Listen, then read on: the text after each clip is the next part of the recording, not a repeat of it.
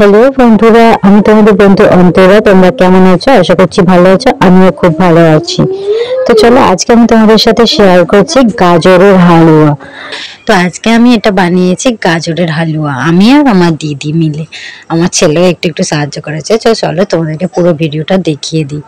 তো এটা গাজরের হালুয়া করার জন্য একটা গ্রেটারে দেখো আমার দিদি আর আমার ছেলে গ্রেট করবে বলে গাজরগুলো বসে গেছে। দেখো গাজরগুলো আমি খোসা ছাড়িয়ে নিয়েছি আমার দিদি, আমি বলা বল আমার দিদি খোসা ছাড়িয়ে দিয়েছে, দিয়ে গ্রেট করতে বসে গেছে আমার দিদি আর আমার ছেলে মিলে। আমার ছেলে অনেক গ্রেট করেছে, তোমরা বুঝতেই পারছো। তো যাই হোক, দেখো গ্রেট করা হয়ে গেছে গাজরগুলো।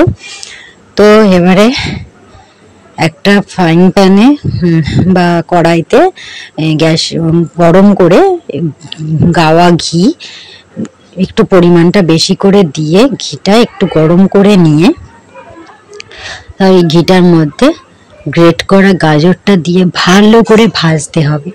ভালো করে না ভাজলে বন্ধুরা, গাজরের কাঁচা গন্ধটা থাকলে না ভালো লাগবে না। গাজরটা যত সুন্দর ভাজা হলে যে কাঁচা গন্ধটা চলে যাবে না, তত সুন্দর খেতে হবে। গাজরটা একটু টাইম নিয়ে অনেকক্ষণ ধরে ভাজতে হবে। তো আমি গাজরটা পুরো ঘিটার মধ্যে দিয়ে দিলাম, দিয়ে এবার আমি ভাজবো। তো চলো দেখতে থাকো ভাজার পরে কতটা, মানে ভাজার পরে কত সুন্দর দেখতে লাগে।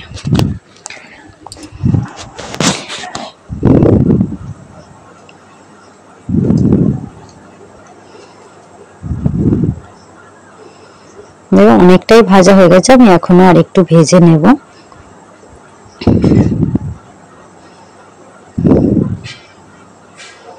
আমি এতক্ষণ নাড়ছিলাম, দিদি একটুখানি বললো নাড়ি।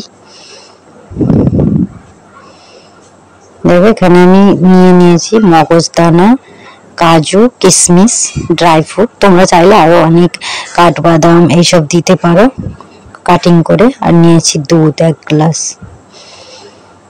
আর চিনি আর আমুল দুধ। তো চলো ওখানে এটা ভাজা হচ্ছে। দেখো অনেক ভাজা হয়ে গেছে, কাঁচা গন্ধটাও চলে গেছে। এবারে এতে দিয়ে দেবো পরিমাণ মতো চিনি। তোমরা তোমাদের পরিমাণ মতো দেবে, যেমন মিষ্টি খাবে। আমি এখানে 2 টেবিল চামচ চিনি নিয়েছি, একটু মিষ্টিটা বেশি হওয়ার জন্য। তো এবার চিনির সাথে ভালো করে গাজরটা ভেজে নেব চিনির রসে।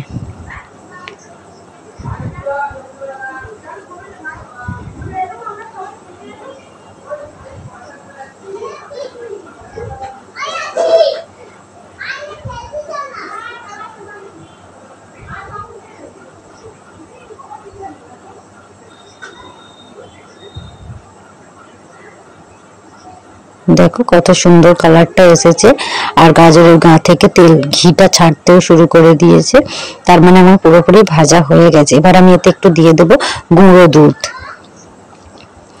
গুঁড়ো আমুল দুধ, আর বাদামটা, কাজু, কিশমিশ আর মগজদানাটা ভালো করে দিয়ে মিশিয়ে নেব।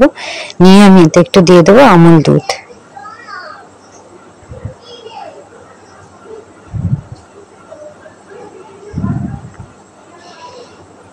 আমুল দুধটা একটু পরিমাণটা বেশি করেই দেবে। ভালো করে মিক্স করে নেব। নেওয়ার পরে এবার দিয়ে দেব লিকুইড দুধ, একটু সিদ্ধ হওয়ার মতো বেশি করে একটু দেবে।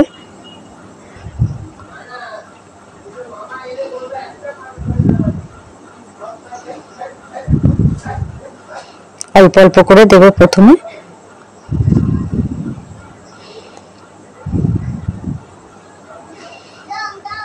আর আমার লাগবে না দুধ, তো এইটাই আমি ফুটতে দেব, দিয়ে পুরো একদম শুকনো করে নামিয়ে নেব।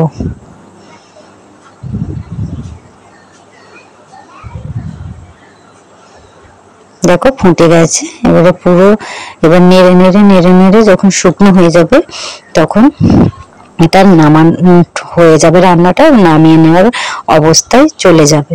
তো যাই হোক, ভালো করে ফুটিয়ে নিয়ে ভালো করে রসটা মারা পর্যন্ত অপেক্ষা করব। আর এবারে আমি দিয়ে দেবো এলাচ গুঁড়ো করে রেখেছিলাম, সেই এলাচ গুঁড়োটা। তবে দিতে গিয়েও দিলাম না, কারণ আমার দিদি বললো এখন দিসনি, গ্যাস মানে এলাচের এটা উঠে যাবে। তো একটু সামান্য লবণ দিয়েছিলাম,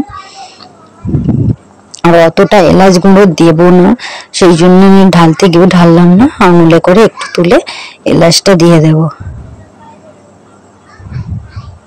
বেশি এলাচ গুঁড়ো দিলে এলাচেরই গ্যাস হয়ে যাবে, ভালো লাগে না, সেই জন্য আমি অল্প করে দিই। তোমরা তোমাদের পরিমাণ ইচ্ছে মতো দিতে পারো। তো যাই হোক, আমার দিদি করলে একটু দূর থেকে ভিডিও করি। তো যাই হোক, অনেকটা শুকনো হয়ে গেছে দেখো।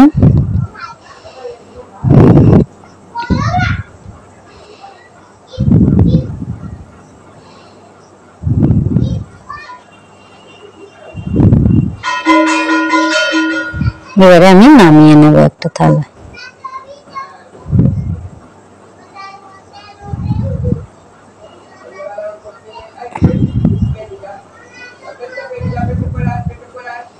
এবারে দেখো পিস করার মতো প্লেন করে নেব।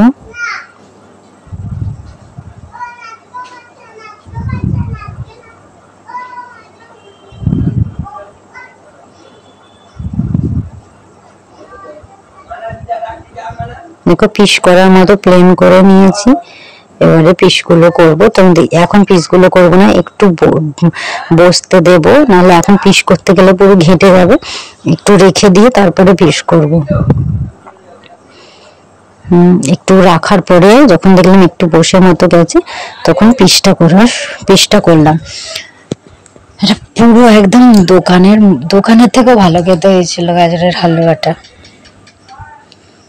দেখো কি সুন্দর পিস পিস করে কেটেছি, দারুণ খেতে হয়েছিল। তো এই ভিডিওটা